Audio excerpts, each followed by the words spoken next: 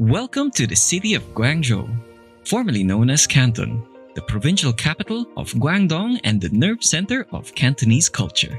A prime spot for trading and exchange of culture, Guangzhou has a rich culinary repertoire.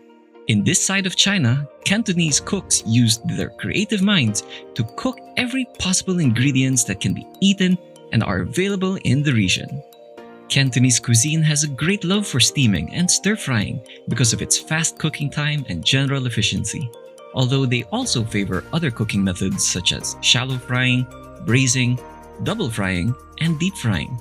For today's video, we are going to have a taste of 5 delicious treats given to us by Cantonese cuisine. Let's go! Cantonese cuisine is popular for its dim sum dishes, and so we find it appropriate to start today's food episode with a steaming serving of these delights. Coming in at number 1 on our list is Har Gow, or Cantonese-Style shrimp dumplings. Dim sum dishes are popular in tea houses, including bite-sized delights such as siu mai, char siu bao, egg tarts, and of course, Har Gow. These 4 dishes constitute the so-called Sei Dai Tin Wong, or the 4 heavenly kings. Har Gow's origin can be traced back to an ancient tea house in the Wuku village in the suburban parts of Guangzhou. According to this claim, the owner of the said tea house had access to the river just outside his business establishment, and there he got his fresh supply of shrimps that went straight to the kitchen to be made as the tea house specialty. In classic French restaurants, the prime way of testing skills of a chef applying for a job is by challenging them to cook a perfect omelette. To a Cantonese restaurant, a chef's skill is tested by how elegant the chef's platter of Har Gow is. And that's no simple feat to achieve.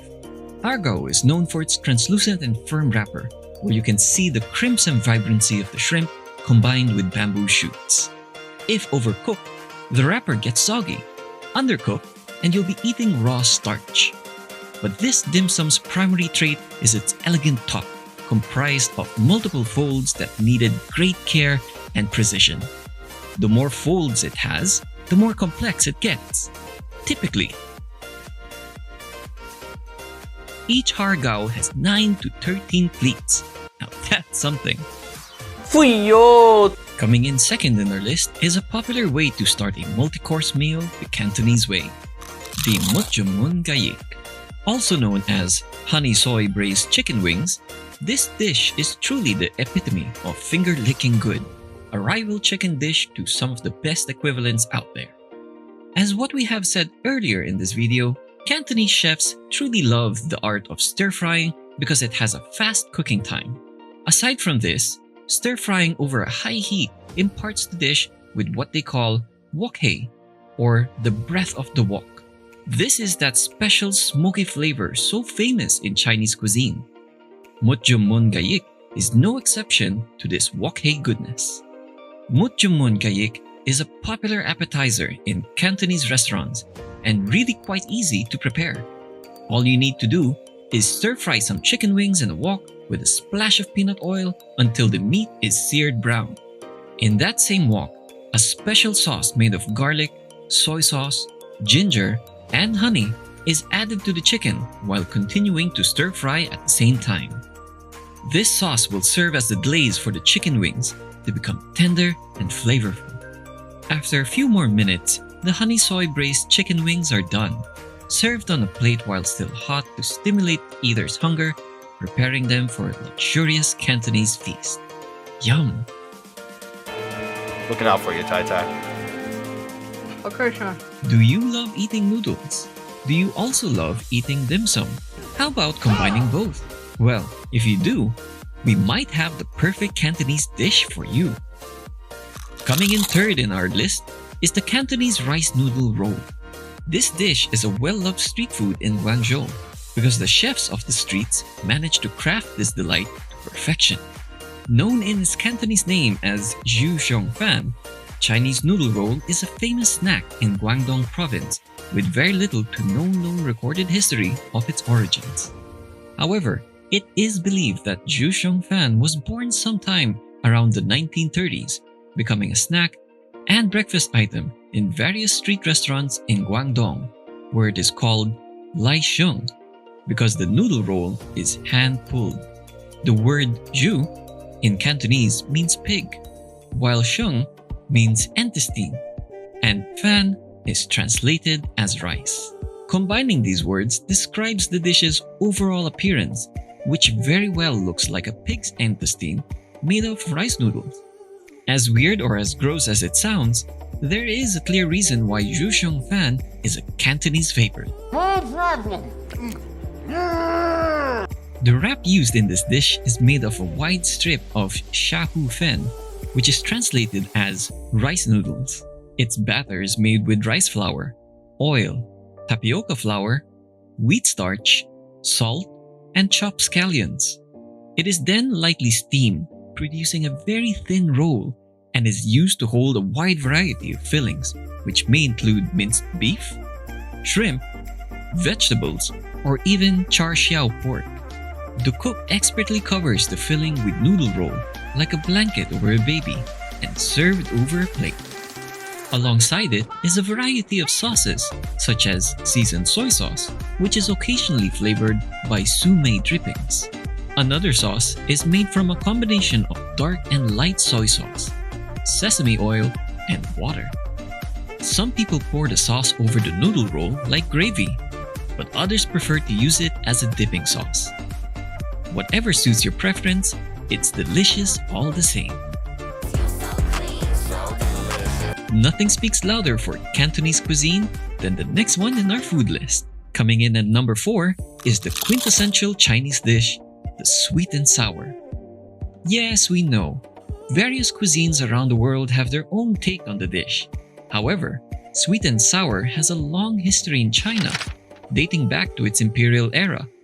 Its earliest records can be traced back to the Tang Dynasty, as early as the year 708, written as part of the menu served during festivals. Emperor Zhongzong hosted feasts featuring sweet and sour dishes that were invented by Chancellor Wei Zhuan. Evidently, regional cuisines in the country have their own sweet and sour recipe, which include various souring agents such as vinegar, tempered by a sweetening agent of their choice. The origins of Cantonese sweet and sour recipe can be traced back to the 1800s, and there are records of chefs using fruits such as local hawthorn berries and preserved plums to give a scarlet color to their vinegar and sugar sauce. They also use various meats such as spare ribs and pork tenderloin.